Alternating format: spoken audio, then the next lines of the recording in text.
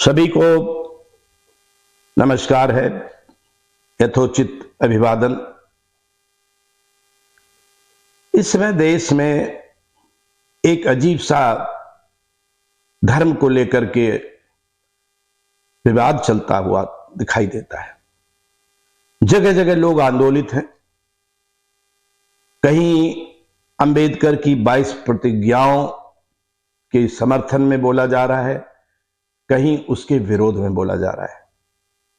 1956 में जो बाबा साहब अंबेडकर ने बौद्ध धर्म स्वीकार करने के पश्चात वो जो प्रतिज्ञाएं की थी, उनको बार बार जहां बौद्ध धर्म में लोग परिवर्तन करते हैं तो उनको दोहराते हैं।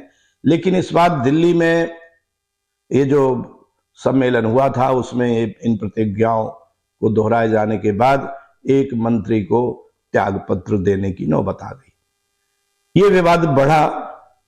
अभी बिहार में एक विधायक ने कहा कि वो भी वीडियो बहुत ही चर्चा में बना हुआ है, उसके विरोध में भी लोग आ गए हैं और समर्थन में भी हैं। वो हिंदू देवी देवताओं पर, लक्ष्मी पर, सरस्वती पर, हनुमान पर कहा कि जो मानते हैं वो तो ठीक है, लेकिन जो नहीं मानते हैं उनको भी लाभ मिलता है। जैसे हनुमान को जो नहीं मानता है लेकिन उसको भी शक्तिशाली होने में कोई दिक्कत नहीं आती है। लक्ष्मी को जो नहीं मानते हैं, जैसे इस्लाम वाले हैं या दूसरे धर्म वाले हैं, वो भी धनी पैसे वाले होते हैं। और जो सरस्वती को नहीं मानते हैं वो भी पढ़ने लिखने में बहुत होशियार होते हैं, विद्वान होते हैं। एक ये बड़ा विवाद का इस समय देश में चल रहा है। इसी के साथ में ये तो जो विवाद है ये सामान्य या राजनीतिक लोगों के द्वारा उठाए गए विवादों के कारण ये चल रहा है। लेकिन इन्हीं के साथ में एक और भयानक चीज, उसको मैं भयानक इसलिए भी कहूंगा कि अगर कोई धर्म के क्षेत्र में ही वो कथावाचक है, वो प्रवचन करने वाला है, वो आचार्य है, संत है, या और जो स्वामी और जो भी तरह तरह के नामकरण धर्म के क्षेत्र में लोग किए रहते हैं, वो अगर है और कोई भी ऐसी बात बोलता है जिस पर लोगों की भावनाएं आहत होती हैं, तो वो अक्षम्य है। वो बिल्कुल हिंदू और खास रूप से जो सनातन धर्म और वैदिक धर्म के लोग और उसके जो उच्च पदों पर, धार्मिक पदों पर बैठे हैं, उनको इसका चिंतन भी करना चाहिए और चिंता भी करनी चाहिए। एक कथावाचक ने, मैं उसका नाम नहीं लूंगा, लेकिन बहुतों ने सुना है, उसने कहा और बाकायदा अपने संबोधन में वहां सामने उसका जो वीडियो था उसमें अपने ये कार्यक्रम में वो और सामने सुनने वालों में महिलाएं थी, कह रहा है कि औरत को, नारी को बहुत ज्यादा सुंदर नहीं होना चाहिए। ज्यादा सुंदर होने से उसने उदाहरण के रूप में दिया कि सीता ज्यादा सुंदर थी तो उनका अपहरण हो गया, द्रौपदी ज्यादा सुंदर थी तो उनका चीरहरण हुआ।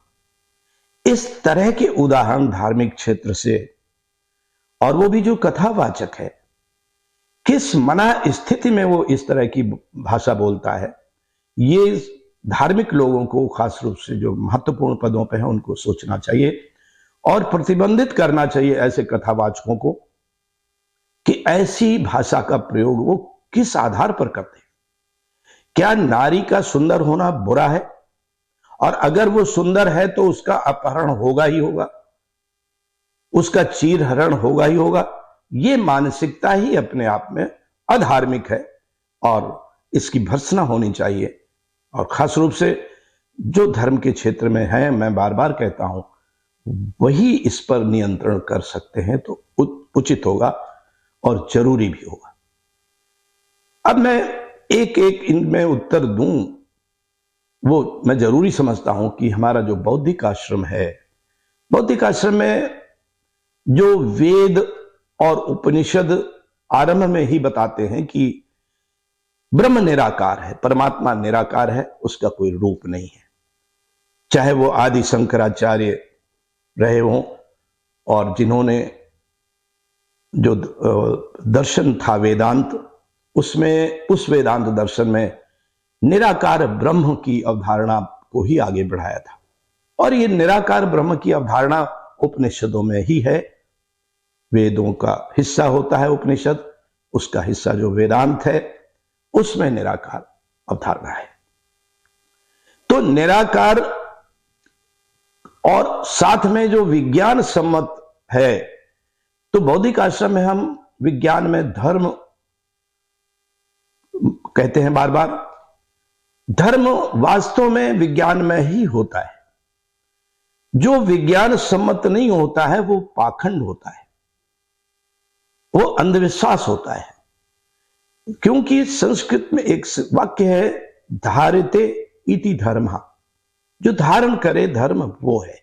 और धर्म की तरह तरह की परिभाषाएं जो होती हैं, वो जो मानव स्वभाव होते हैं, जो मानव के सद्गुण होते हैं, उसी को धर्म कह देते हैं। जो अवगुण होते हैं उसको हम अधर्म कहते हैं।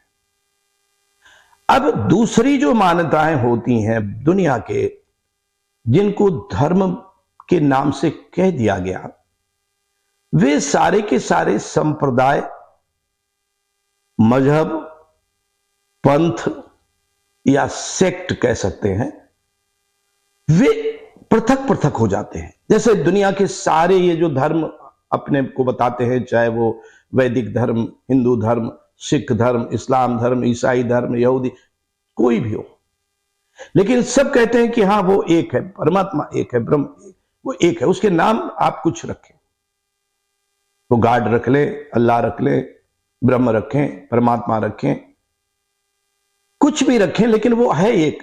ऐसा नहीं हो सकता है कि इस धरती के कुछ जीवों के लिए, कुछ मनुष्यों के लिए वो अलग है, कुछ मनुष्यों के लिए वो अलग है, लेकिन मनुष्यों ने दुनिया के ये पृथक पृथक बना लिया है और दुनिया के सारे झगड़े उसी में होते।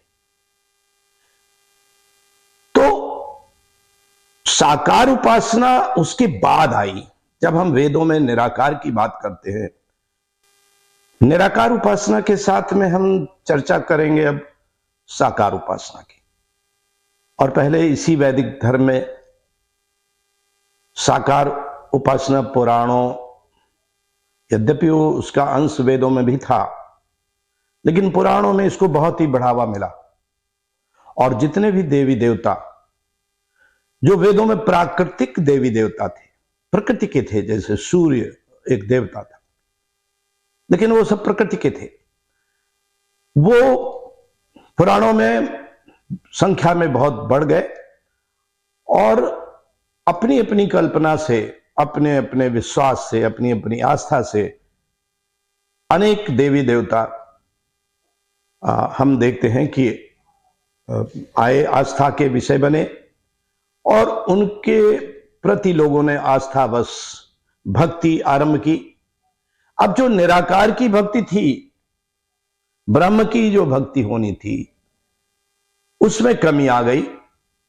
यद्यपि इस दौरान आदि शंकराचार्य ने बहुत प्रयत्न किया था और अभी आधुनिक युग में स्वामी दयानंद सरस्वती वो वेदों की इसी बात को लेकर के आगे आए और पूरे देश में घूम घूम कर निराकार ब्रह्म को आधार बनाकर आर्य समाज की स्थापना की।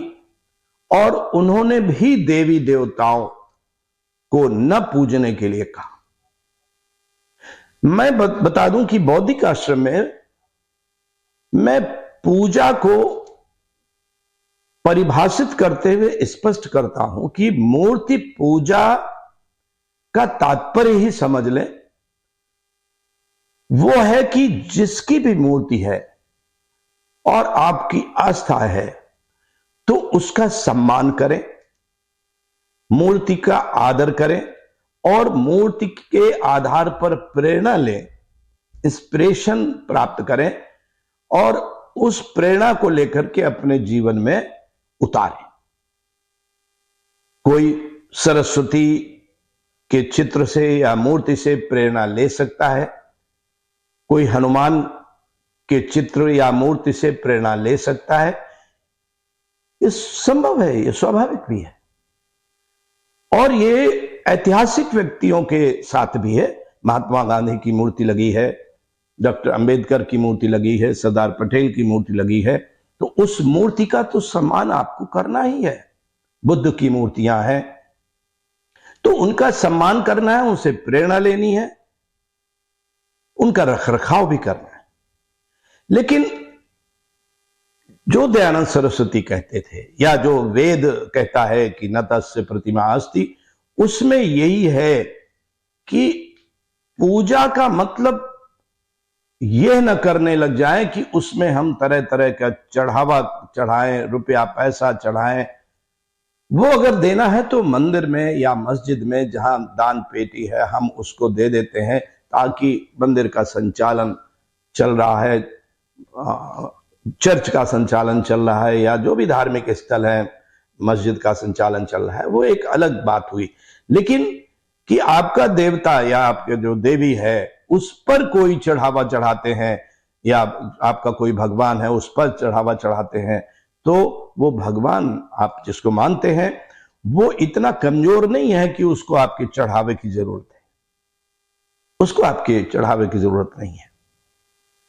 वो तो आप मानते ही हैं कि वो सर्वव्याप्त है, वो सर्वशक्तिमान है, सर्वशक्तिशाली है, फिर उसमें ये करने की आवश्यकता नहीं। ये आस्था की बात है।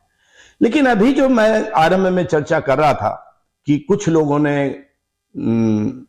एक जैसे विधायक ने कहा कि जो नहीं मानते हैं सरस्वती या हनुमान या लक्ष्मी को, वो भी सफल हो रहे हैं। तो ये सब के लिए है, ये केवल इन्हीं सरस्वती, लक्ष्मी और हनुमान की बात नहीं है।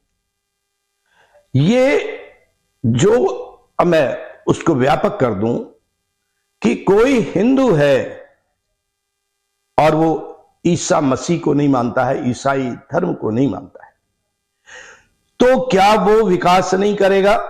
तमाम ऐसे भारतीय लोग हैं जो वैदिक धर्म मानते हैं और आर्थिक रूप से बहुत ही आगे हैं, बहुत ही बुद्धि के क्षेत्र में आगे हैं, दुनिया में अपना स्थान रखते हैं, इतना आगे। वो इस्लाम नहीं मानता है और जो भी उसकी वैदिक परंपरा है या उसमें अपनी जो आस्था है, चाहे वो साकार हो चाहे निराकार हो, उसको मानता है और वो इतनी उन्नति कर लेता है। इसी तरह दूसरी तरह से अगर आप सोचें कि कोई इस्लाम मानता है और इस्लाम के जो भी धर्म के अनुसार रीति रिवाज है उनको मानता है, अल्लाह पर उसको विश्वास है, मगर वो हिंदुओं के देवी देवता नहीं मानता है, तो वो वहां उन्नति करता है कि नहीं करता है, ये उसकी क्षमताओं पर डिपेंड करता है। अगर उसकी क्षमताएं हैं, उसकी सोच है, तो वो वहां भी उन्नति करता है। कोई बुद्ध धर्म मानता है, वो हिंदू के देवी देवता नहीं मानता है, लेकिन अगर बुद्ध धर्म के मानने वाले भी विश्व प्रसिद्ध उन्नति करने वाले लोग पहुंच जाते। तो मैं ये कहना चाहता हूं कि दुनिया का कोई भी संप्रदाय, धर्म, मजहब, जितने भी आप नामकरण करें, उस आधार पर ऐसा नहीं हो सकता है कि कोई एक ही जो वो वाला धर्म मानेगा उसी के लोग उन्नति करेंगे और जो नहीं मानेगा वो उन्नति नहीं करेंगे। इसलिए ये सबके लिए लागू होता है। ये केवल हिंदू के देवी देवता के लिए नहीं लागू है, ये इस्लाम की दुनिया के लिए भी लागू है, ये बुद्धिज्म के लिए भी लागू है, ये सिख और ईसाई क्रिश्चियनिटी के लिए भी लागू है, यहूदियों के लिए भी लागू है। ये जो धार्मिक मान्यताएं हैं ये आपके व्यक्तिगत विश्वास है, व्यक्तिगत आस्था का विषय होता है धर्म। ये सार्वजनिक हम बनाते हैं तो ये धर्म से हटकर हम इसको सामाजिक बना देते हैं। धर्म व्यक्तिगत होता है, उसको हम सोसाइटी का धर्म बना देते हैं। और विवाद यहीं से आरंभ होता है और इसी में एक दूसरे के धर्मों के प्रति अनादर बढ़ता है, अपने धर्म के प्रति सर्वोच्च आदर होता है। और जहां हम एक दूसरे का अनादर करते हैं तो वहां ये भूल जाते हैं कि नहीं तो परमात्मा तो दुनिया का एक है, जो भी नाम आपने दे रखे हैं वो तो एक है। अब विज्ञान जब खोज करती है तो सारे तुम्हारे जितने भी विश्व के मनुष्य हैं उनका एक खून है, उनके एक तरह की सांस आती जाती है, एक तरह की ऑक्सीजन वो ग्रहण करते हैं, एक तरह का वो उनकी जो भी शरीर के अंदर की प्रक्रिया है वो एक है। हार्मोन्स, ऐसा नहीं होगा कि हिंदू के हार्मोन्स अलग हैं, मुसलमान के हार्मोन्स शरीर में अलग निकलेंगे, ईसाइयों के अलग निकलेंगे, ये तो होता नहीं। 21वीं सदी में हमको विज्ञान में धर्म की ही ओर बढ़ना होगा और यही हुआ। दुनिया में नास्तिक बढ़े क्यों? तमाम देश ऐसे हैं जहां नास्तिकों की संख्या भारी हो गई है, बहुत अधिक संख्या में, जो ईश्वर को ही नहीं मानते। ये पूरा धर्म के जितनी मान्यता है उनको त्याग देते हैं। तो अब यहां एक प्रश्न और करूं कि जो किसी को नहीं मानता है, दुनिया का कोई धर्म और मजहब और संप्रदाय नहीं मानता है, यहां तक कि ईश्वर और गॉड और अल्लाह और परमात्मा ब्रह्म को नहीं मानता है, तो वो सुखी है कि नहीं है? वो उन्नति करता है कि नहीं करता? वो भी करता है। लेकिन अगर इसको व्यक्तिगत आस्था का ही मान्यता बनाए रखें तो समाज में मतभेद नहीं होगा, एक दूसरे से सामाजिक सौहार्द रहेगा, सामाजिक प्रेम भाव रहेगा, भाईचारा रहेगा। आइए हम इस संदेश में बौद्धिक आश्रम के लोगों से जैसा कहते हैं, हम पूरे समाज के हर मजहब संप्रदाय मानने वालों से दुनिया भर के कहते हैं कि आप विज्ञान में धर्म के रास्ते चलें। धर्म जो भी आपका संप्रदाय मजहब है उसको व्यक्तिगत आस्था के अनुसार जो भी आपकी उपासना पद्धति है उस उपासना पद्धति के अनुसार आप अगर चल रहे हैं तो बस इतना ध्यान रहे कि वहां कहीं अंधविश्वास, कहीं पाखंड का समावेश तो नहीं हो गया है। क्योंकि जैसे ही अंधविश्वास और पाखंड का समावेश होगा तो उससे आपका उत्थान रुक जाएगा, आपका विकास रुक जाएगा, आपका पुरुषार्थ मर जाएगा। पुरुषार्थ को साधना बहुत जरूरी है। इन्हीं शब्दों के साथ, इसी संदेश के साथ कि ये हमारा विश्व एक हो और भारत का जो संदेश है वसुधैव कुटुंबकम, उसके अनुसार हम विश्व को बनाएं। पूरी वसुधा एक कुटुंब है, एक परिवार है। आइए हमारे साथ कहिए, सो अहम, वो जो ब्रह्म है वही मैं हूं। अहम ब्रह्मास्मि, वो जो परमात्मा है वो ही मैं हूं, मेरे अंदर वही है और वही बाहर है। अगर ऊर्जा और एनर्जी जिसको हम कहते हैं आधुनिक साइंस में, उसके अनुसार देखेंगे तो ये जो दुनिया में ब्रह्मांड में जो व्याप्त एनर्जी है, जो अलग अलग रूपों में बदलती रहती है, वही ब्रह्म है, वही परमात्मा है, वही सर्वस्व है। अहम ब्रह्मास्मि, अहम ब्रह्मास्मि, अहम ब्रह्मास्मि।